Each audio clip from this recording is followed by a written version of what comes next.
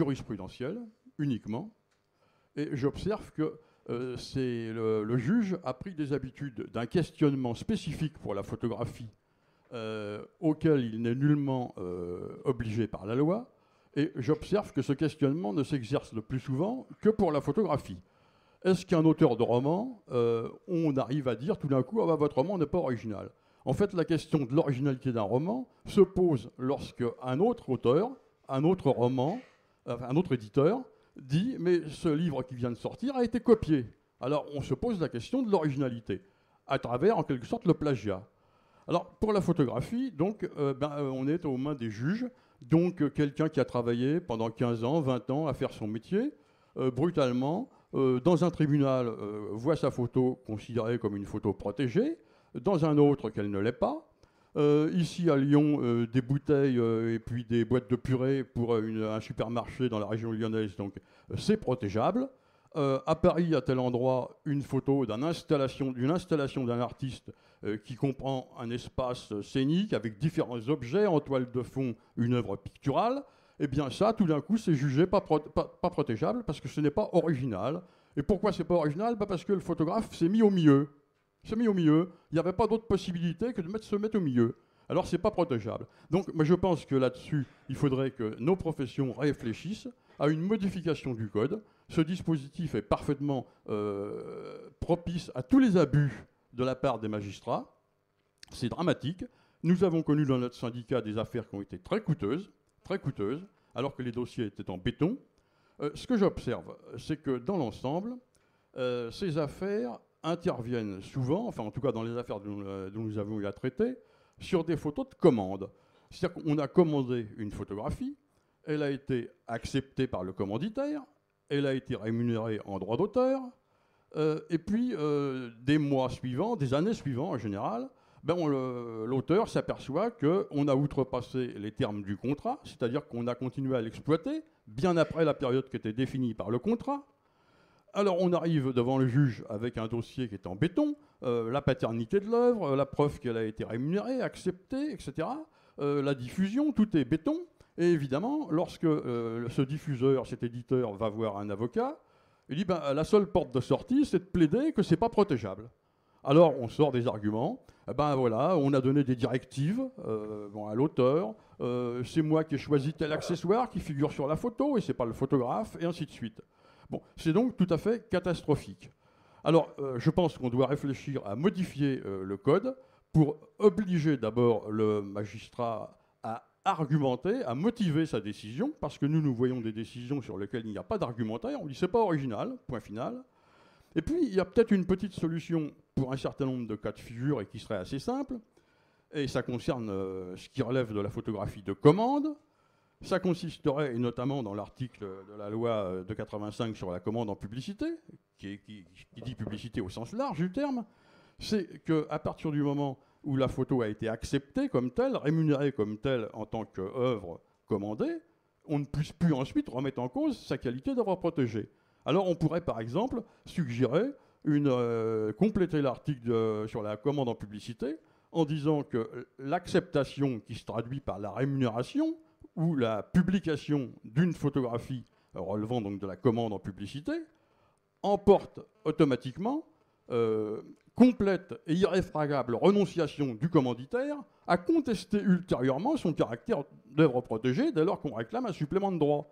Est-ce qu'on peut imaginer par exemple un éditeur de roman qui, après avoir publié un livre pendant 5 ans, 10 ans, va tout d'un coup se retrouver devant un tribunal parce qu'il a cédé des droits à l'étranger, et puis dire « mais finalement, c'est pas protégeable, ça, ce roman, il n'est pas original. » Il a été édité comme tel par l'éditeur. Alors, vous marquez quelques points précis. Je vous remercie de votre intervention. Elle sera retranscrite de toute façon, puisque les états du colloque seront bientôt publiés. C'est effectivement des points sur lesquels nous réfléchissons, et vous maîtrisez parfaitement le sujet, manifestement. Donc nous allons nous revoir tout à l'heure pour continuer et prendre contact. Alors, je vous propose maintenant de ne pas quitter le domaine du droit d'auteur, mais au plan européen. Monsieur Toubon n'a pas pu venir physiquement ici, nous l'avons donc interviewé, et je vais réitérer la manœuvre, si j'y arrive.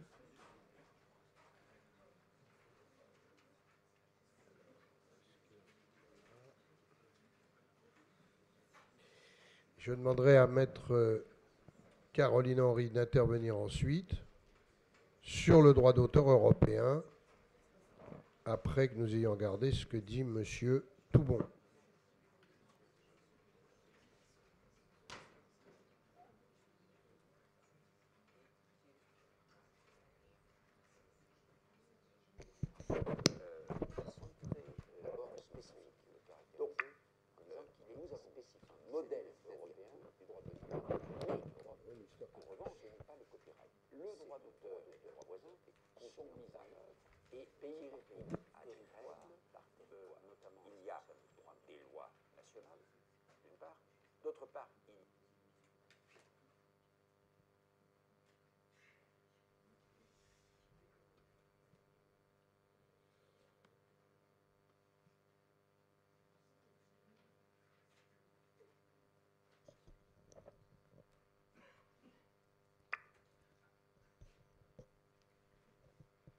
Aujourd'hui, le droit d'auteur en Europe, d'abord, il faut le caractériser en disant qu'il est spécifique. C'est-à-dire que le droit d'auteur en Europe, ce n'est pas le copyright. C'est un droit d'auteur continental et qui répond à des règles, notamment en ce qui concerne le droit moral, qui sont très spécifiques. Donc, nous avons un modèle européen du droit d'auteur. Mais, en revanche, le droit d'auteur et les droits voisins sont mis en œuvre pays par pays, territoire par territoire. Il y a des lois nationales, d'une part.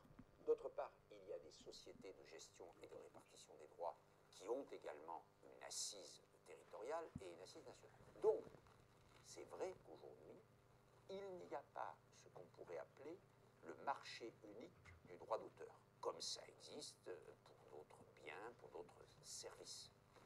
Et nous avons, nous, la France, toujours pris une position sur ce sujet extrêmement réservée. La France a toujours été extrêmement réticente. Mais aussi, il faut bien le dire, les autres grands pays, comme par exemple l'Italie, l'Espagne, l'Allemagne. La Grande-Bretagne est beaucoup plus proche, naturellement, du modèle américain, et elle est beaucoup plus ouverte à l'idée que le droit d'auteur, la propriété intellectuelle, doit en quelque sorte reculer devant les impératifs économiques et commerciaux.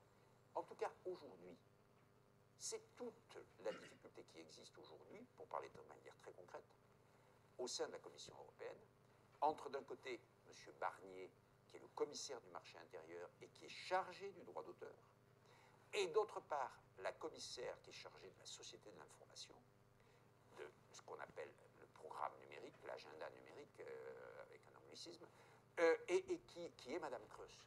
Mme Creus voudrait en fait que le droit d'auteur recule devant la nécessité d'ouvrir le marché, et M. Barnier, lui, est davantage favorable à une adaptation, c'est vrai, mais en même temps, il considère qu'il faut préserver le droit d'auteur qui est défini dans la directive de 2001, il y a eu une harmonisation en 2001, et puis la manière d'appliquer le droit d'auteur qui relève d'une directive de 2004 qui prévoit comment les États doivent l'appliquer.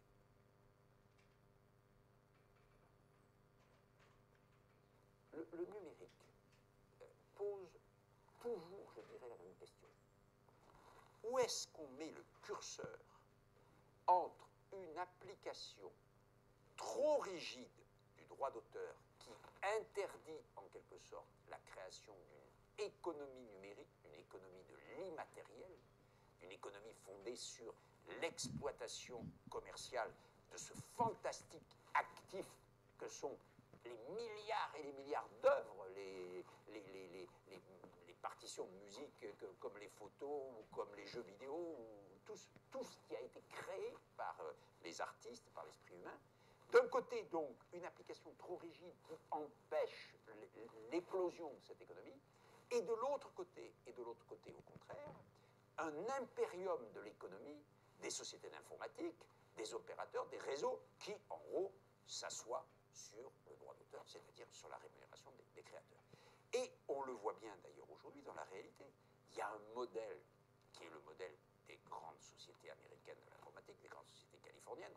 En gros, pour eux, photo, le livre, la musique, le film, c'est un contenu, c'est comme ça qu'on dit en anglais, content, c'est un contenu qui leur permet de gagner de l'argent, notamment à travers la publicité qu'ils font chaque fois qu'on part chercher un de ces contenus.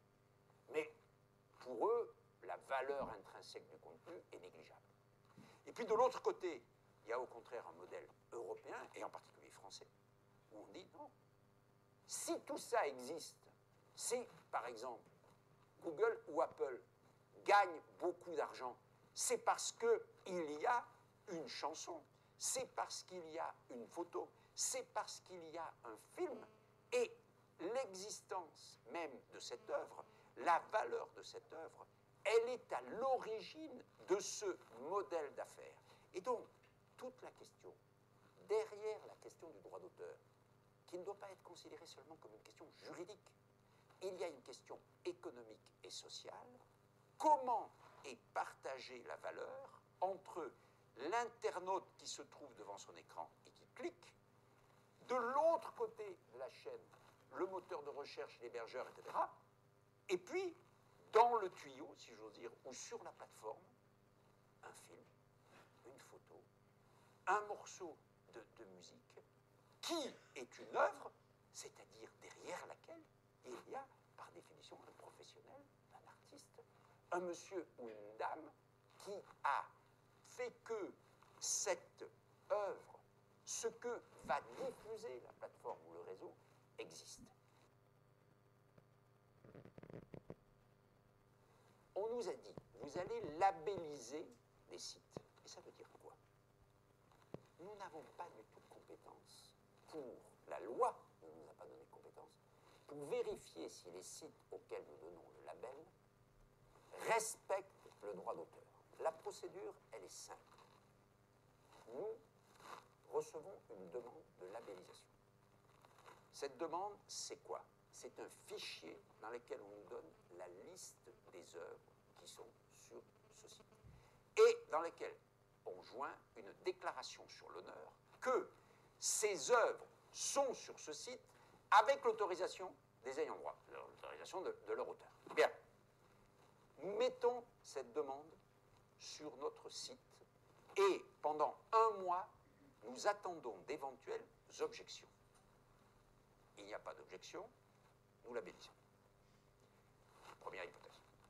Deuxième hypothèse, il y a des objections, mais celui qui objecte, l'ayant droit qui objecte, par exemple les photographes qui objectent, n'ont pas la possibilité de démontrer la titularité des droits. C'est-à-dire qu'ils ne peuvent pas démontrer que sur telle œuvre, il y a un droit de tel ou tel photographe et qu'à ce photographe, on n'a pas demandé l'autorisation de mettre l'œuvre.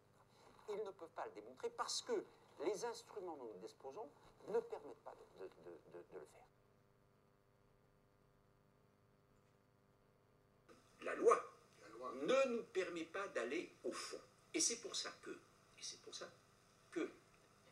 nous avons essayé de réfléchir et que, incontestablement, si nous voulons que l'offre légale labellisée réponde à la question, les œuvres qui sont sur ce site sont-elles véritablement en accord avec le respect du droit d'auteur? Respectent-elles vraiment le droit d'auteur? Ou le droit moral.